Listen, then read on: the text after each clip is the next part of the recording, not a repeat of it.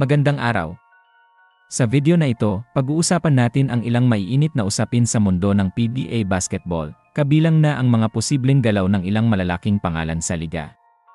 May tatlong pangunahing balita tayong tututukan ngayon, kaya siguraduhing manatiling nakatutok hanggang sa dulo. Unahin na natin ang usap-usapan tungkol kay Mikey Williams.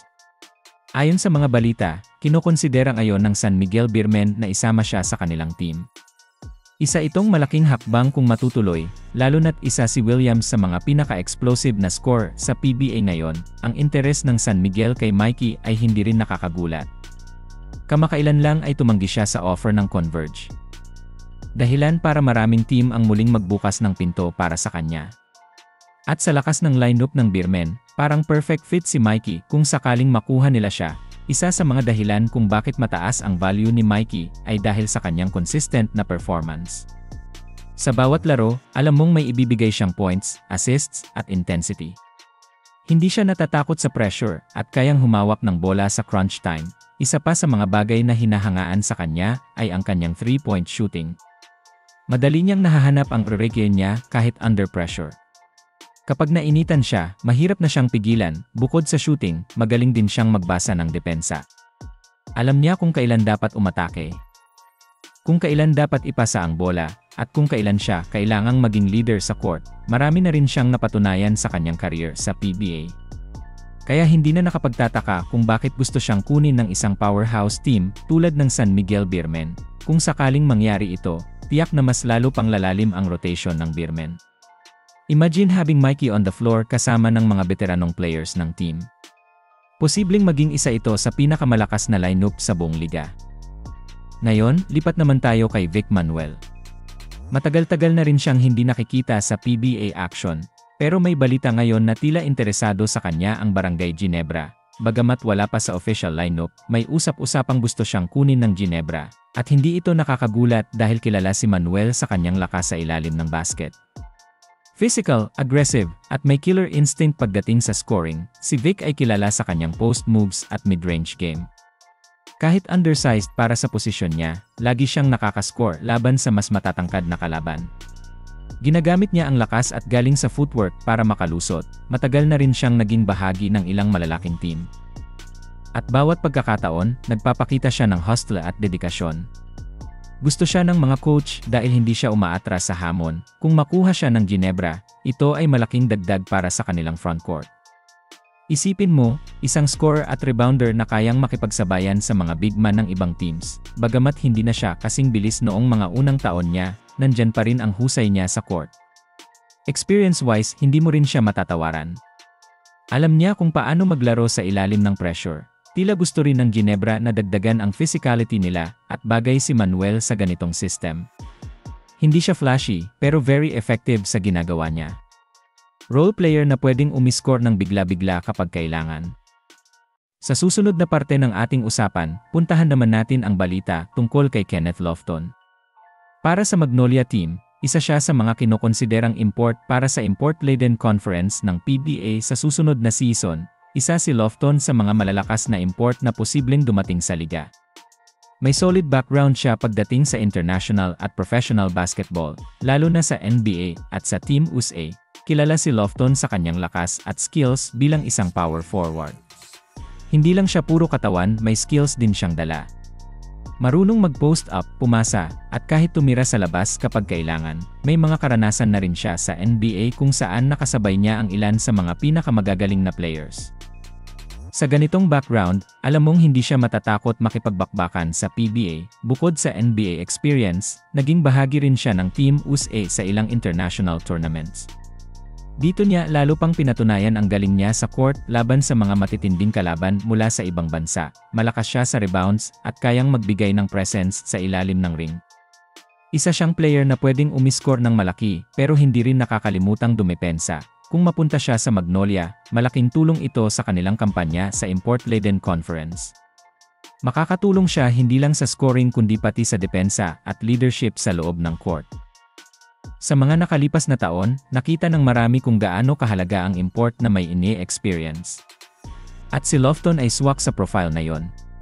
May size, may skills, at may karanasang hindi basta-basta. Mukhang target ng Magnolia na magkaroon ng import na hindi lang malaki kundi may high basketball IQ.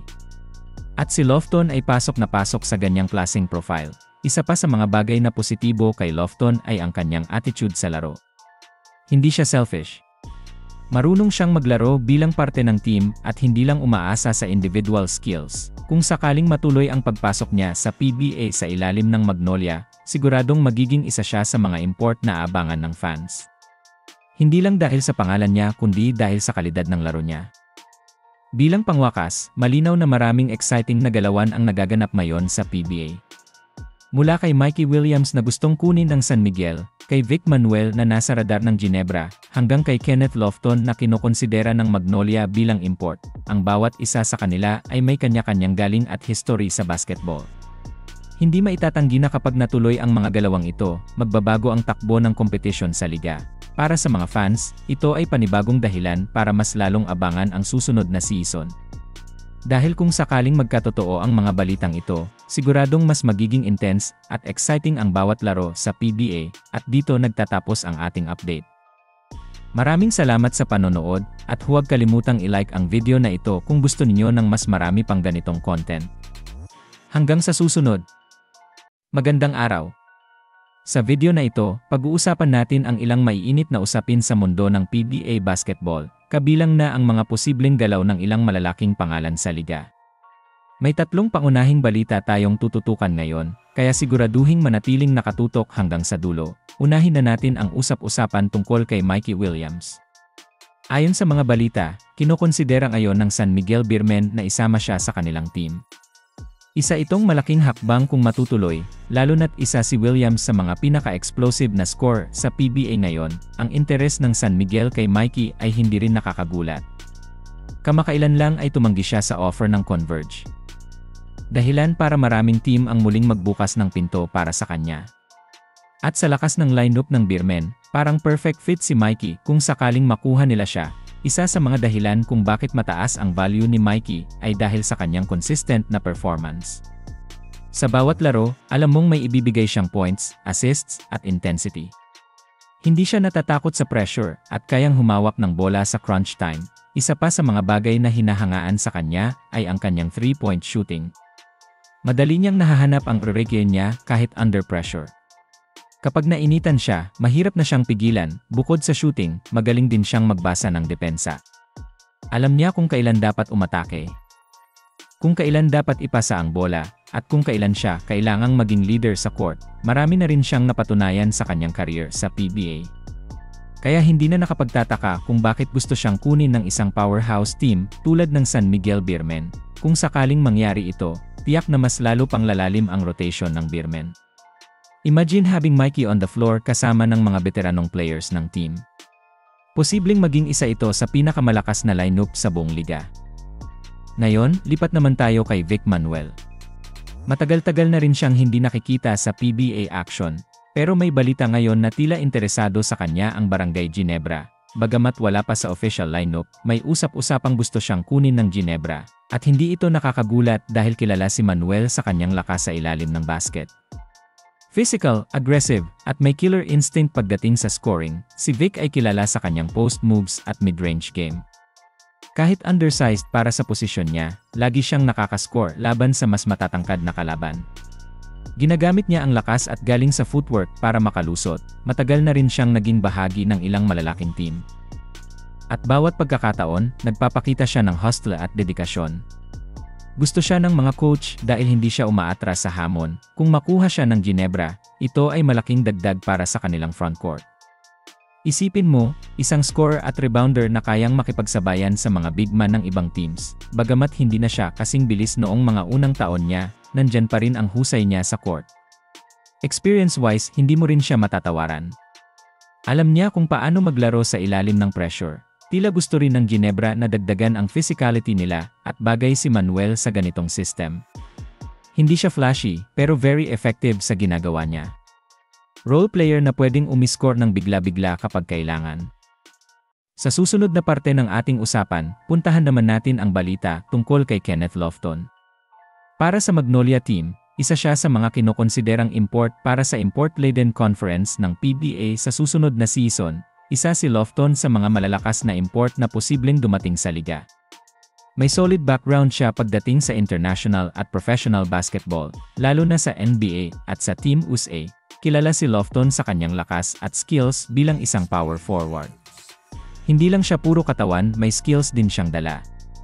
Marunong mag-post up, pumasa, at kahit tumira sa labas kapag kailangan. May mga karanasan na rin siya sa NBA kung saan nakasabay niya ang ilan sa mga pinakamagagaling na players. Sa ganitong background, alam mong hindi siya matatakot makipagbakbakan sa PBA. Bukod sa NBA experience, naging bahagi rin siya ng Team USA sa ilang international tournaments. Dito niya lalo pang pinatunayan ang galing niya sa court laban sa mga matitinding kalaban mula sa ibang bansa. Malakas siya sa rebounds at kayang magbigay ng presence sa ilalim ng ring. Isa siyang player na pwedeng umiskor ng malaki pero hindi rin nakakalimutang dumepensa. Kung mapunta siya sa Magnolia, malaking tulong ito sa kanilang kampanya sa Import-Laden Conference. Makakatulong siya hindi lang sa scoring kundi pati sa depensa at leadership sa loob ng court. Sa mga nakalipas na taon, nakita ng marami kung gaano kahalaga ang import na may ini-experience. At si Lofton ay swak sa profile na yon. May size, may skills, at may karanasang hindi basta-basta. Mukhang target ng Magnolia na magkaroon ng import na hindi lang malaki kundi may high basketball E. At si Lofton ay pasok na pasok sa ganyang klaseng profile. Isa pa sa mga bagay na positibo kay Lofton ay ang kanyang attitude sa laro. Hindi siya selfish. Marunong siyang maglaro bilang parte ng team at hindi lang umaasa sa individual skills. Kung sakaling matuloy ang pagpasok niya sa PBA sa ilalim ng Magnolia, siguradong magiging isa siya sa mga import na aabangan ng fans. Hindi lang dahil sa pangalan niya kundi dahil sa kalidad ng laro niya.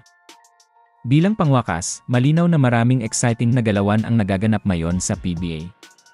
Mula kay Mikey Williams na gustong kunin ng San Miguel, kay Vic Manuel na nasa radar ng Ginebra, hanggang kay Kenneth Lofton na kinokonsidera ng Magnolia bilang import. Ang bawat isa sa kanila ay may kanya-kanyang galing at history sa basketball. Hindi maitatanggi na kapag natuloy ang mga galawang ito, magbabago ang takbo ng kompetisyon sa liga. Para sa mga fans, ito ay panibagong dahilan para mas lalong abangan ang susunod na season. Dahil kung sakaling magkatotoo ang mga balitang ito, siguradong mas magiging intense at exciting ang bawat laro sa PBA, at dito nagtatapos ang ating update. Maraming salamat sa panonood, at huwag kalimutang i-like ang video na ito kung gusto ninyo ng mas marami pang ganitong content. Hanggang sa susunod!